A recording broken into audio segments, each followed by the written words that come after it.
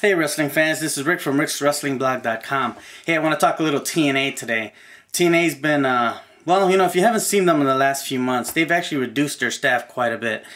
And by reducing their staff, they've actually still been able to maintain an entertaining show, which has really impressed me tremendously. I really thought they'd be going downhill by reducing this much, but they're keeping it interesting. They're keeping us watching, and I like that. Now, the last pay-per-view came and gone lockdown, and I made the decision not to purchase this pay-per-view. I couldn't pay $40, $45 for a pay-per-view, and the matches that were on that pay-per-view, just I really had no interest in 90% of them.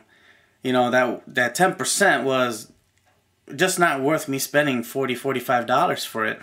And so I read the reviews after that and watched a few videos and stuff, and it looks like I made a pretty decent decision, because the only thing they had was Willow making a debut, Jeff Hardy of course, and they also had Lashley, Bobby Lashley, Mr. Excitement himself, coming in and putting on debuting for TNA and putting on a show by beating, of course, his opponent. So, two things that I was not interested in watching whatsoever. So, I felt like I made a pretty good decision by not buying that pay-per-view.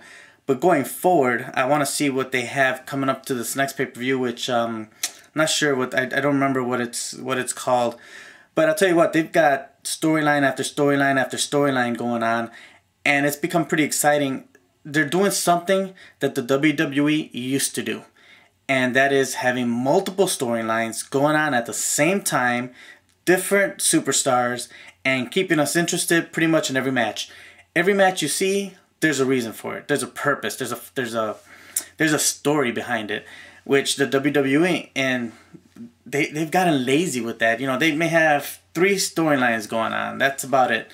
Whereas, let's talk about a few of these. Look at Magnus. Okay, he's a story in himself, just having the title and the way he won it. Okay, but now he's involved with Abyss, and again going against Samoa Joe.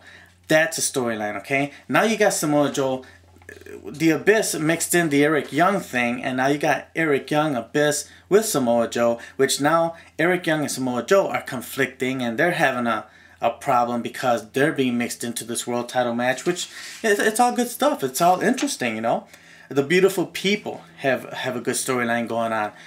The 2 girls to unite, Velvet Sky and Angelina Love, and then Madison Rayne is the 3rd one, but she decided to go her own way, and of course they jumped her, they beat her up, and blah blah blah.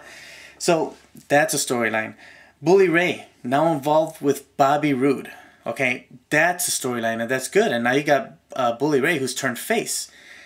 Now another storyline, James Storm and Gunner. And now they even got Gunner's dad involved on that. Making for some great matches. And let me tell you, James Storm is making an awesome heel. I mean, he's doing a great job for the company. Whether he's a face, whether he's a heel.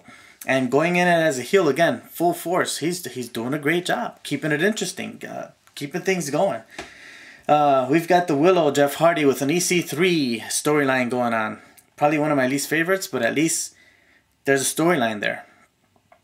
Mr. Anderson now going, with Samuel Shaw and this whole he's a creepy guy type of storyline. There's another one, and that of course is this guy Christy Hemme involved. So many things going on, and of course an MVP is in the middle of everything. As of right now, we don't have something with Austin Aries, even though Austin just turned heel. So there is something there. We just don't know where he's going with it just yet. So, they've got some good stuff going on. Sonata has won the X Division Championship.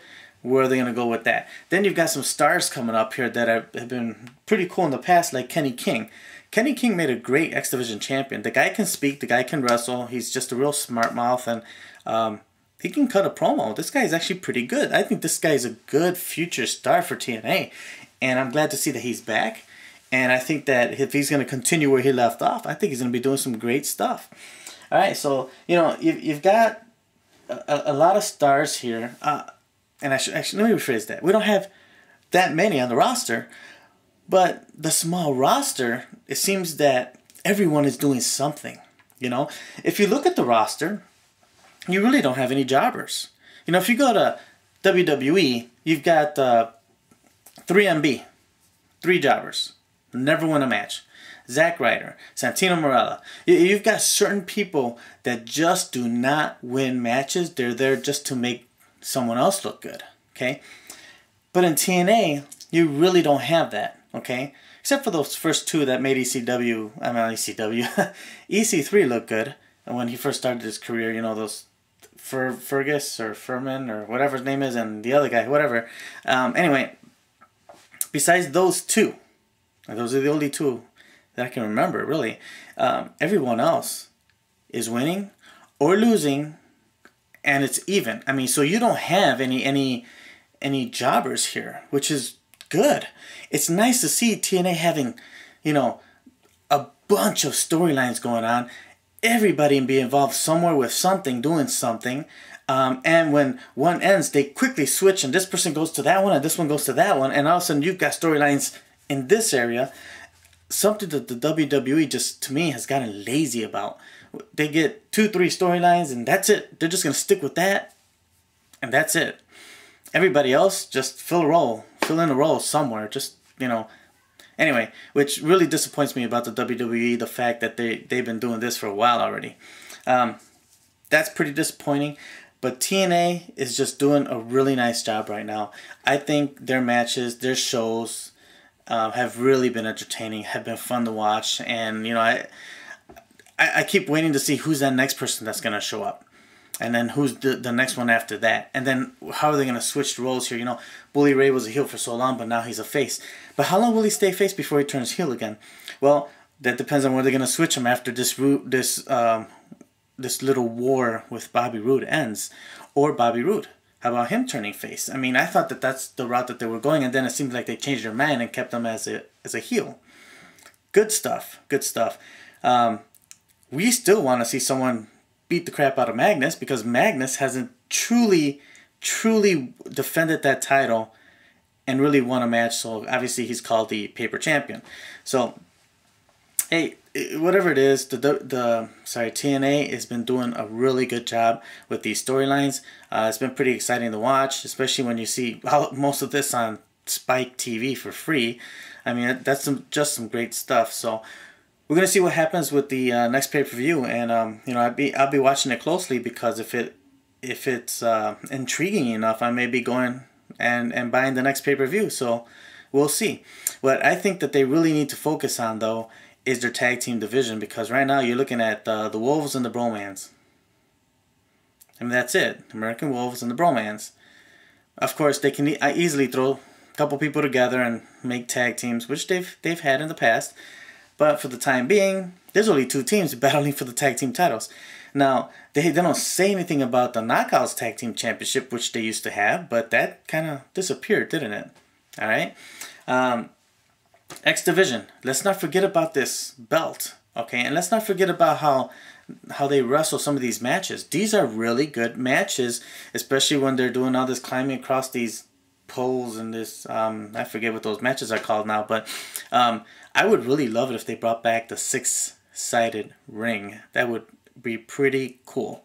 So, hey, we'll see what else TNA has in mind. Hey, that's all I've got for today. Like us on Facebook. Subscribe to us on YouTube. Thanks a lot for watching. Take care. Bye.